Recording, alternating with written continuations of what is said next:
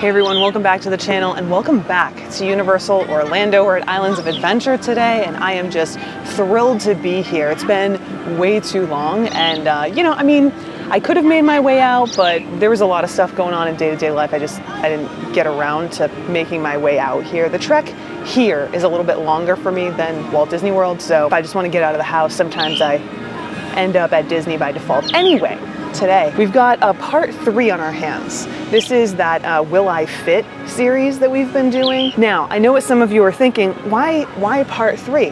Well, I'm glad you asked. So in part 1 and 2 of this Will I Fit series, I, with my 40-inch waist, had tested all of the test seats here at Universal Orlando to see what attractions I may or may not be able to fit on. And the reason that I did this, I know some people were wondering, is because 40 inches is the max according to Universal Orlando's accessibility guide. And so I figure since I'm right at that max, let's go try out these test seats so that you can get a better sense of what to expect if you're coming here to Universal and you're like me and wondering will I be able to fit? Now, during part 1 and 2 of this little Will I Fit series, there were 3 attractions that came into question. Dudley Do Rights, because there was no light on the sensor, so when you pulled down it didn't tell you if you fit or not, but I did fit in that one, not a big deal. And a lot of you actually commented and said that it really isn't an attraction you have to worry too much about. It's a little bit more flexible than the other attractions, so thanks for your insight on that. I really do appreciate that. The other 2, which I did fit on, but I ran into some problems, was Dr. Doom's Fear Fall, which I fit in the test seat. I made that work, but I didn't ride because I got a thing for those drop towers. I've never done one before. Anyway, that's a story for another day.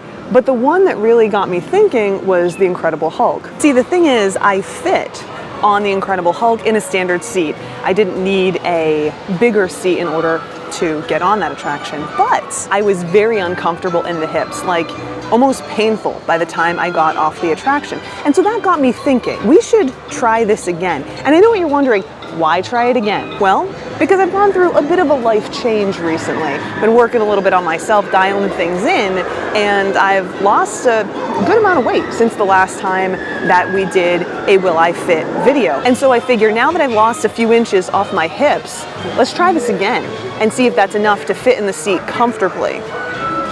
Seems like a fun experiment and an excuse to ride the Incredible Hulk. So that's what we're doing today. Now, as per usual, I want to give you a look at me so you can see what we're working with. Also, I'm going to put my measurements up here, both my before and after, because I don't remember my hip measurement off the top of my head, but I do have it written down somewhere for just this occasion. I know that those measurements are super helpful to a lot of you, so you can get a better sense of what to expect, so that's the plan. Anyway, here we are. Slightly different outfit from the last time we were here, but basically the same.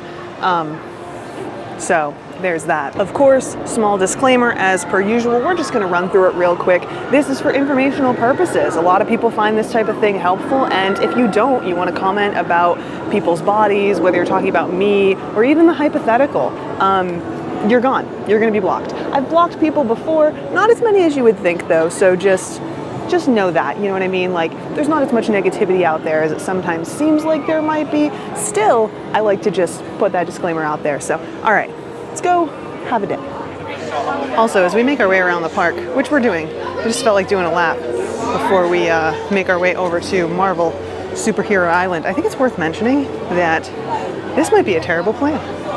This might not work out like we want it to today because it's rather crowded, and I don't know why. I have some suspicions, but this just might not go according to plan. So 135 minutes for Velocicoaster right now. Last time I checked, it was 45 for Hulk, which isn't too bad. And Dr. Doom, which I really don't want to ride, but maybe we'll just do it today. That was at 30 minutes or something, so we'll see how it goes. And look, I know what you're thinking.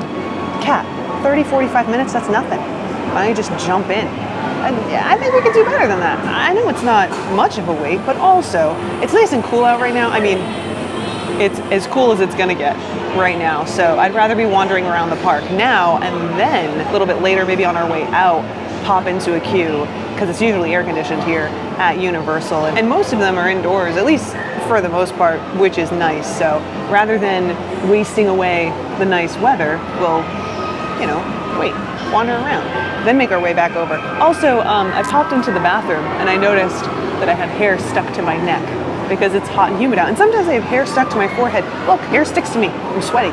It's hot. It's Florida, you know? Anyway, just wanted to get that out there in case you saw that and were wondering, like, why are you so gross? Because it's humid out. And it even smells humid. It smells like wet. You know, that smell when it smells wet? Anyway, because of that, I'm gonna finish my liquid IV while I watch people plummet off of Velocicoaster here, and then we'll keep making our way around. Sound good? All right, so we've made our way just about into Marvel Superhero Island, and I was taking a look at the wait times. Incredible Hulk is at 55 minutes, so it's a little bit longer of a wait than if we would have just made our way over here first thing. But I'm honestly not too worried about it. They do have a single rider line and lots of indoor queue, so it's exactly what we were counting on. Velocicoaster is down to 75. That's not too bad either. You know, I didn't really check in with you between Velocicoaster and here because I just like made my way over. I stopped for a minute to just kind of sit and hang out outside the Jurassic Riverboat area, but like it was so crowded, it was so congested in that area, and I can't decide if it's because it's a busy day here at Universal, which it feels like. Even coming in, it felt a little bit busier than I was expecting it to be, or if it's just that I find myself here often enough when it's not busy that this feels busy. I'm still trying to figure it out with Universal, you know, like there are definitely things that are standard in terms of like talking about giving advice and everything when it comes to visiting a theme park or whatever. Ants again. What is it with me and ants crawling on me? But when it comes to what a busy day looks like here at Universal, according to people who frequent Universal, I haven't really figured that out yet. I've heard from some people who say that some of the days when I'm here are like super duper busy, but to me they feel super light. But that might also be because I'm so familiar with what busy looks like over at Disney. You know, it's just, they're two very different places. So still trying to get the hang of that. Anyway, let's make our way over to the Incredible Hulk. It's a 55-minute wait, but I mean, single rider, maybe we can cut that in half. Either way, I want to get on that today and test it out, see how it feels. So let's go. Also, as we're making our way through Marvel Superhero Island, don't forget, this is where you're going to find your Marvel stuff here in Central Florida, even though Marvel is owned by Disney. Gotta love contracts. And that means with Deadpool and Wolverine, we're seeing Deadpool and Wolverine merch pop up here at Marvel Superhero Island. So keep an eye out if you're a fan. I'll point out some as we make our way through. But like I said, we're headed for the Incredible Hulk right now. So that's our first stop. All right. Got a quick bite of a snack. Now I'm gonna pop you in the locker and I'll see you when I get out.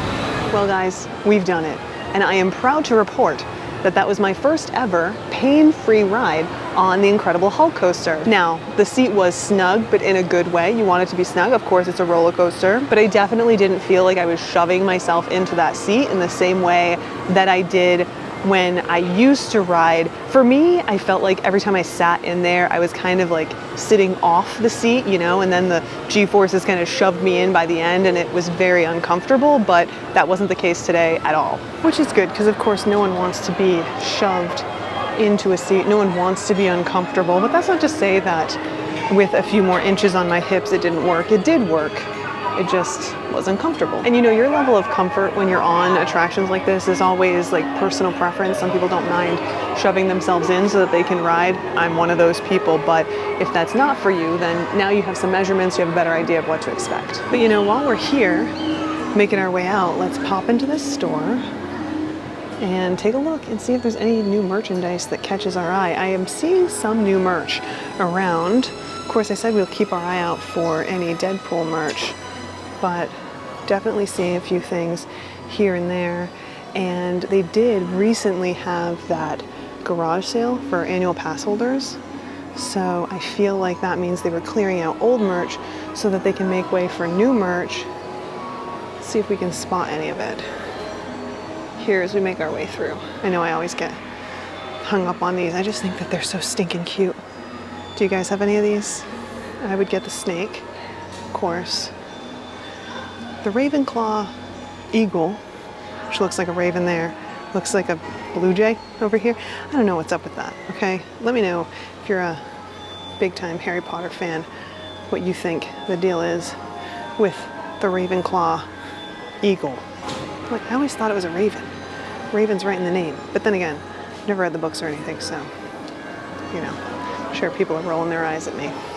Okay, moving on. Let's see what else we can see. Oh, this might be new. It might not be new, but this catches my eye. I love stuff like this. It's a coaster, $4.99, but I feel like this would make a really cool decoration on a wall, you know? If you have enough of these, you can put them all over the place. It's kind of a unique option. It's a hogshead cup, 17 bucks. Feels new, but I don't know if it actually is. It's kind of a cool t-shirt. Let's see what we got. It is $20 and this was not attached. Oh no, $20.99. Just leave that there. What did I tell you? We got Deadpool stuff. Let's see what we can find here. First and foremost, this Deadpool piggy bank is just too cute. $30 for this. I'd have that on my desk. Then of course we have a 3/4 length sleeve here with Deadpool. This is $33. That's not bad at all. I like this. Nothing on the back, but is that all we got? Got some red stuff over here. Oh, hold on. Got a Deadpool Loungefly. Kind of been moving away from Loungeflies. They're just not that practical, and here at Universal they're not as good as like a little fanny pack for getting on attractions and putting in lockers, you know. Still, it's cute. 90 bucks. Not as cute as this though. Check it out. We have a plushie Deadpool. Too cute, by the way. $17. And a plushie Wolverine. Only a few Wolverines in here, plenty of Deadpools. Can you guess which one is my favorite and which one is Russ's favorite? Also, I want to know, do you think your preference on Wolverine or Deadpool says something about your personality? I want to know what you think, so tell me. Check this out. I don't know if this stuff is new. I feel like I've seen it around. I really like this cup. It's $25 for this Turvis. The artwork is pretty cool. But it's all out now. It's all out now with the new movie. So of course, it's here. $65 for this hoodie. Not really crazy about that. I like this Deadpool better, but let me know your thoughts. Anyway, let's see what else we can find here. I love the way that Wolverine looks on this shirt. Look at him. That's serious business. The shirt doesn't really feel the best. I know Russ would be commenting on the quality. Feels really stiff. $27 for that t-shirt. Of course, we have a Loungefly here. $82 for that. I don't see any other Deadpool stuff. I feel like it's all concentrated to that one shelf, and there's not a ton of it, but it is more than you'll find elsewhere, like at Disney. All right, so we're basically done here at Islands of Adventure today. No, I didn't go on Dr. Doom's Fear Fall, okay? I know, you want me to test that one out. Maybe one day, today's not that day. But on our way out, I do want to stop at the Universal store in City Walk and see if they have any more Deadpool stuff there, because why not? So let's go. All right, here we are at the Universal Studio store. Let's make our way in, see if we can find any Deadpool stuff today. Maybe see if there's anything else that catches our eye. I can imagine that they've got something now. It's probably gonna be this direction. All right, here we go. Some of the same things that we've already seen, so the plushie Deadpool. We also have a button down. Oh, this is a Roosevelt. These are pretty nice. They're also a little expensive, but the quality is pretty good. I have a Roosevelt. Russ does as well. He actually has a couple. $75 for this one.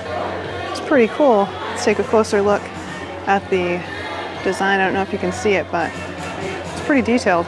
I like that. That's a pretty cool Deadpool option here. Let's see if we can find anything else. Not holding my breath. Got Captain America Roosevelt over here. We've got this we saw over at the other shop. I don't really see anything else in here. All right, I don't see anything else, but check this out. Look at this hoodie. Well, it's not a hoodie, it's a sweatshirt. $50, it's a little much. a little much for this. In terms of quality, this has been a conversation we've been having.